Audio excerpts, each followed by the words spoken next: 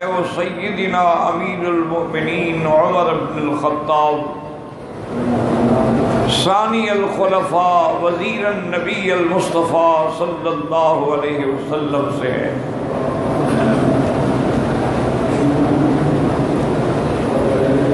حتیٰ کہ علماء نے لکھا ہے کہ حضور صلی اللہ علیہ وسلم کعبۃ اللہ میں بیٹھ کے دعا کرتے تھے اللہ سے،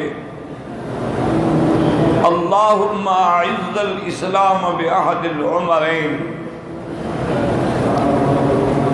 عمر بن الہشام و عمر بن الخطاب۔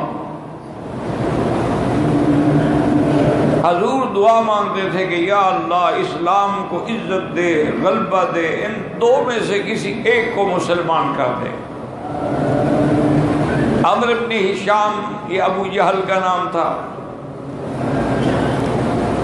اور عمر بن الخطاب جو ہیں وہ سیدنا عمر کا نام تھا، اور یہ بھی نامی پشت میں جا کے حضور صلی اللہ علیہ وسلم سے مل جاتے ہیں، یعنی ایک ہی خاندان۔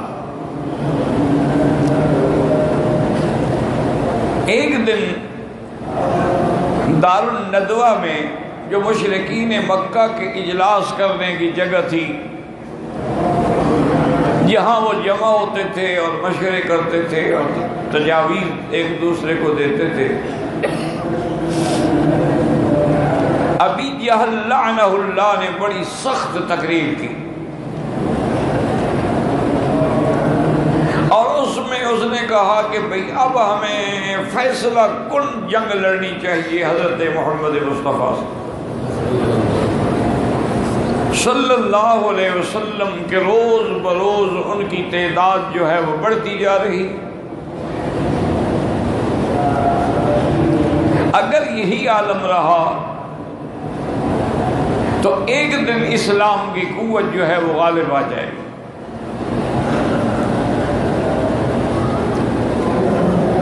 حضرت عمر رضی اللہ تعالی عنہ بھی اس مجلس میں موجود تھے،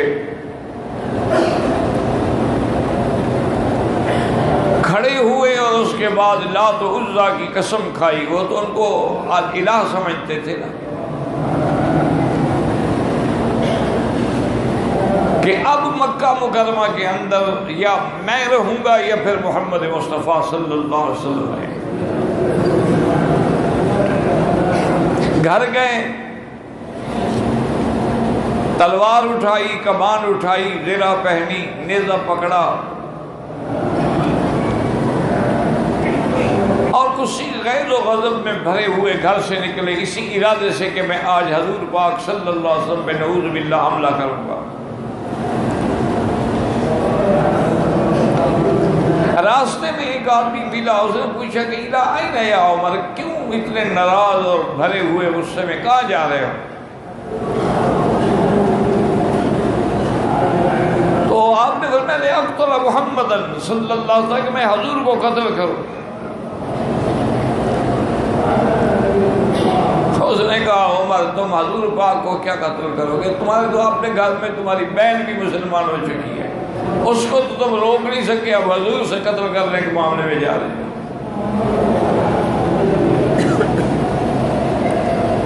حضرت عمر رضی اللہ تعالی عنہ نے جب سنا تو غصہ و غیظ میں بھر گئے اور سیدھے بہن کے دروازے پہ آئے۔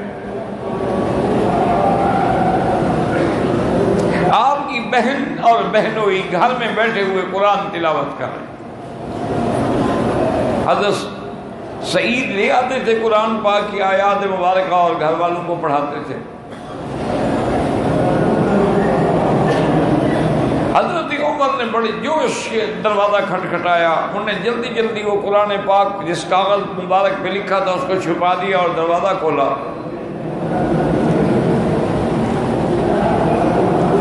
حضرت عمر نے فرمایا کیا آواز میں سن رہا ہوں، اور لوگ کہتے ہیں کہ تم مسلمان ہو گئی ہو،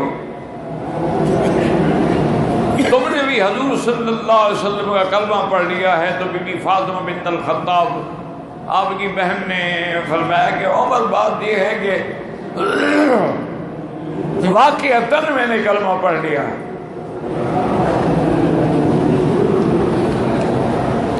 حضرت عمر رضی اللہ تعالیٰ غصے میں آئے اور اتنا زور سے بہن کو بھی مارا، بہنوئی کو بھی مارا۔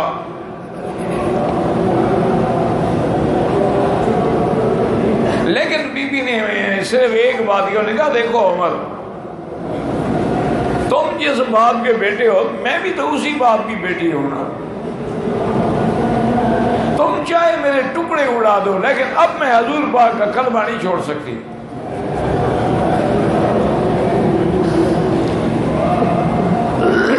حضرت عمر کو احساس ہوا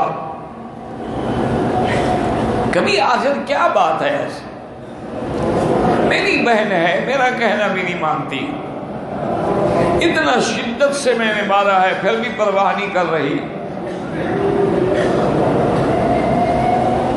تو انہوں نے کہا کہ اچھا ایسا کرو کہ مجھے وہ قرآن پاک کے اوراق جو ہیں دو، میں دیکھنا چاہتا ہوں، پڑھنا چاہتا ہوں کہ قرآن میں کیا ہے۔ بی بی نے کہا کہ دیکھیں عمر، یہ اللہ کا قرآن جو ہے یہ ایک پاکیزہ چیز ہے، مقدس چیز ہے، مطہر چیز ہے، اس کو تو بغیر پاک ہونے کے کوئی ہاتھ ہی نہیں لگا سکتا۔ لا یمسہ الا المطہرون، اور اللہ نے اس کو ایسے مقام پہ رکھا ہے کہ فی صحف مکرمۃ مرفوعہ بِأَيْدِي سَفَرَةٍ كِرَامٍ بَرَرَةٍ۔ حضرت عمر رضی اللہ تعالیٰ نے بعض روایات میں ہے کہ غسل کیا، بعض میں ہے کہ جیسے وضو کیا جو کیا، اس کے بعد اب وہ اپنے اوراق مبارک کو لے کے، پڑھے لکھے تھے نا حضرت عمر، تو لکھنا پڑھنے جو چند لوگ تھے مکے میں لکھنے پڑھنے والے، ان میں ایک حضرت عمر بھی تھے، حضرت علی تھے، حضرت عمر تھے، حضرت معاویہ تھے،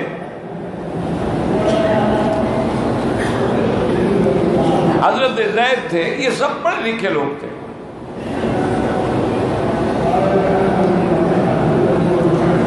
جب حضرت عمر رضی اللہ تعالی عنہ نے سورۃ طٰہٰ کی یہ چند آیات مبارک کی تلاوت کی کہ اللہ فرماتے ہیں کہ ما انزلنا علیک القرآن لتشقیٰ الا تذکرۃ لمن یخشیٰ، اور پھر کس نے اتارا ہے تنزیلا ممن خلق الارض والسماوات العلی۔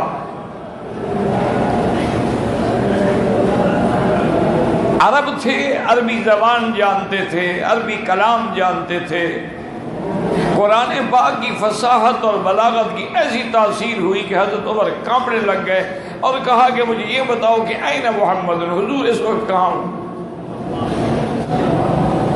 سیدنا عمر رضی اللہ تعالی عنہ جب دار ارقم پہ آئے، دروازے پہ آپ نے آواز دی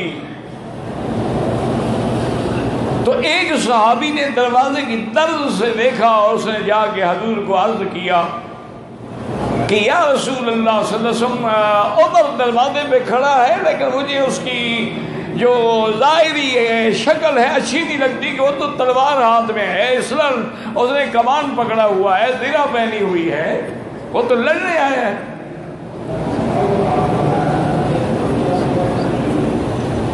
سیدنا حمزہ رضی اللہ تعالیٰ عنہ بھی بیٹھے تھے، انہوں نے کہا صحابی سے کہا کھول دو دروازہ، آنے دو عمر کو، مکے میں کیوں صرف ماں نے عمر جینا ہے اور کوئی بہادر نہیں ہے؟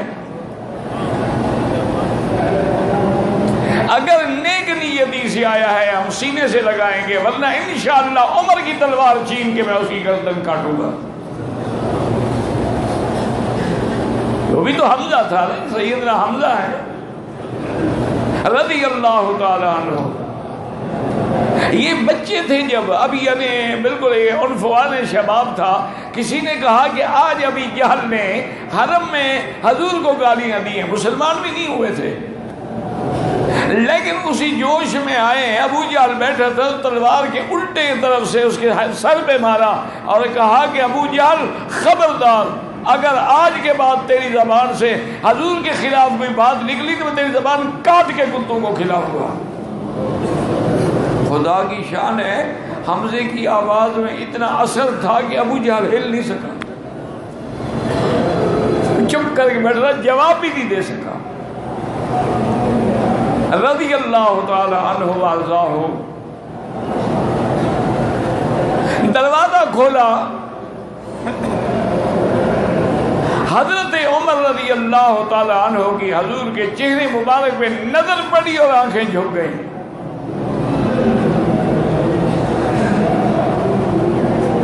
اور قریب آ کے کہتے ابسط یدک یا رسول اللہ، حضور ہاتھ بڑھائیں، مجھے کلمہ پڑھائیں۔ صحابہ نے اللہ اکبر کا نعرہ لگایا، جبریل اترے، انہوں نے کہا محمد مصطفیٰ آج عمر کی اسلام پہ آسمانوں پہ فرشتے خوشیاں منا رہے ہیں۔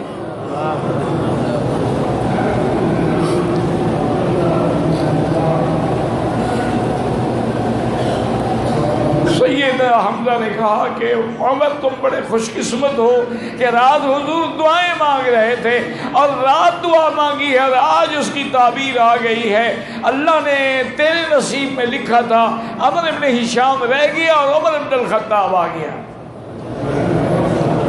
اسی لیے علماء کبھی کبھی کہتے ہیں کہ تمام صحابہ جو ہیں وہ مرید محمد ہیں، وہ خود آئے ڈھونڈنے کے لیے، لیکن عمر جو ہے وہ مراد محمد ہے، جس کو خدا سے خود مانگا ہے محمد مصطفیٰ رضی اللہ تعالی عنہ وارضاہ۔ کچھ دیر کے بعد صحابہ تیاری کرنے لگے نماز کی، چونکہ دارالارقم میں پڑھتے تھے، چھپ کے نماز پڑھتے تھے، ابھی اتنی طاقت نہیں تھی کہ باہر آئے۔ یعنی آپ اندازہ کریں کہ ہجرت جس دن حضور نے فرمائی ہے کل 83 مسلمان ہوا تھا، کل 83۔ جب دیکھا حضرت عمر نے انہیں کہا کہ یا رسول اللہ کہ عبادت آپ، انہوں نے کہا بھی تمہارے مکے کے رشتہ دار جو ہیں تیرے وہ ہمیں اللہ کے حرم میں تو عبادت نہیں کرنے دیتے۔ حضرت عمر نے کہا کہ یا رسول اللہ آپ ایسا کریں، آج نکلیں باہر، آپ ایک طرف حمزہ ہوگا ایک طرف عمر ہوگا اور آگے آپ ہوں گے۔ آج میں دیکھتا ہوں کہ مکے میں کون سا لال جنا ہے جو آگے محمد مدنی کا راستہ روکتا ہے۔ اگرچہ بت ہیں جماعت کی آستینوں میں، مجھے ہے حکم اذان لا الہ الا اللہ۔ حضرت عمر کے آنے سے صحابہ مسجد میں آئے، اللہ کے کعبے میں آئے اور کھل کے عبادت شروع ہوئی۔ اور یہ عمر رضی اللہ تعالی عنہ، آپ اندازہ کریں کہ اتنا بڑا عبقری تھا کہ اس کا لقب محدث بھی تھا اور ملہم بھی تھا۔ یہ عمر تھا، کیا مانا کہ جب بھی کوئی بات کی اللہ نے عرشوں سے قبول فرما دی، اور کبھی اللہ نے وہ الفاظ عمر کے دل میں ڈالے، اس کی زبان پہ آئے، اور اس کے بعد اللہ نے وہی لفظ قرآن میں نازل فرما دیے۔ یہ کسی کو یہ مقام نہیں ملا۔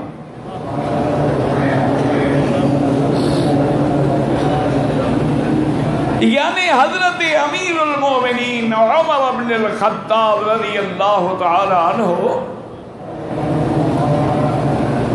جب حضور نے یہ آیت پڑھی ثم خلقنا النطفة علقة فخلقنا العلقة مضغة فخلقنا المضغة عظاما فكسونا العظام لحما ثم انشأناه خلقا آخر، حضرت عمر فوراً بول پڑے فتبارک اللہ احسن الخالقین۔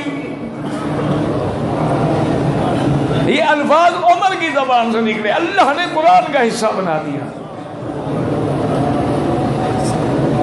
کہ قیامت تک، یعنی عمر رضی اللہ تعالی جب بھی قرآن پڑھا جائے گا تو یہ آیت بھی تو پڑھی جائے گی۔ حضور صلی اللہ علیہ وسلم ہمیشہ ہر کام میں مشورہ فرماتے تھے اس لیے ایک روایت میں ہے کہ آپ نے فرمایا وزیران فی الارض ابی بکر و عمر و وزیرایا فی السماء جبرائیل و میکائیل، میرے 4 وزیر ہیں، آسمانوں میں جبریل و میکائیل ہے اور زمین میں ابو بکر و عمر ہیں۔ اور جس مسئلے پر ابو بکر اور عمر متفق ہو جاتے بس پھر حضور کسی اور سے نہیں پوچھتے تھے۔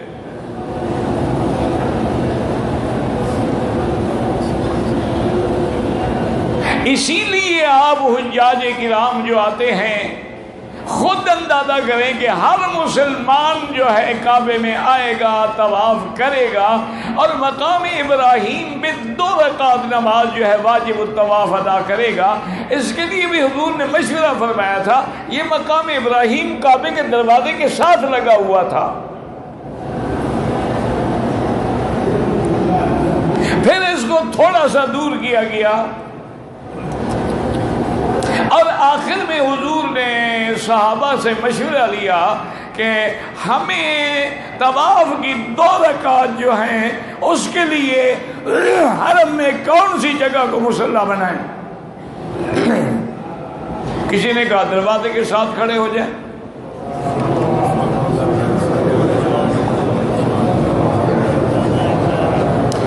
لیکن جب حضور نے حضرت عمر سے پوچھا تو حضرت عمر نے عرض کیا کہ یا رسول اللہ یہ بنا خلیل ہے اور یہ وہ پتھر ہے جس پہ سیدنا ابراہیم نے کھڑے ہو کے کعبے کی تعمیر کی ہے، اور اللہ نے اس پتھر کی علامت کے لیے، ورنہ پتھر پہ تو کبھی پاؤں کا نشان نہیں پڑتا نا۔ دیکھو نا یہاں پتھر لگا ہوا ہے، تم ساری رات کھڑے رہو نشان پڑ جائے گا، اور اتنا بڑا پورا نشان کہ پاؤں کھب جائے اس کے اندر۔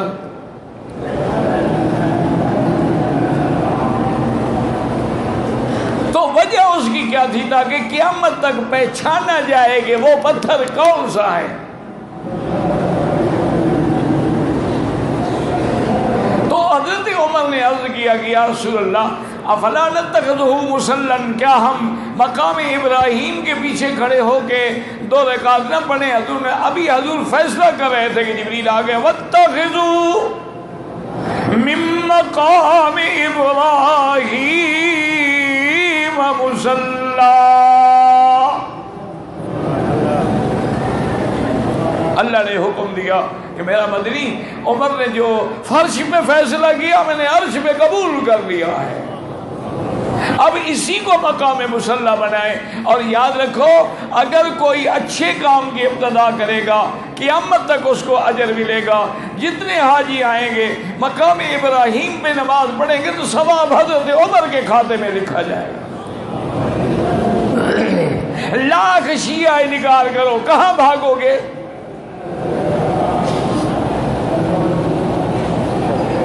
مقام ابراہیم پہ بھاگو گے؟ وہاں تو لڑتے ہیں باقاعدہ، آگے پیچھے آدمی کھڑے کر کے 2 رکعت پڑھتے ہو، یہ عمر والا مقام ابراہیم تو ہے۔ مدینہ منورہ جاؤ گے حضور پہ سلام پڑھو گے تو ابو بکر عمر میں کیسے نہ پڑھو، لیکن آنکھیں بند کر کے کتنی دیر تک اپنے آپ کو پاگل بناؤ گے کہ ساتھ کون سویا ہوا ہے؟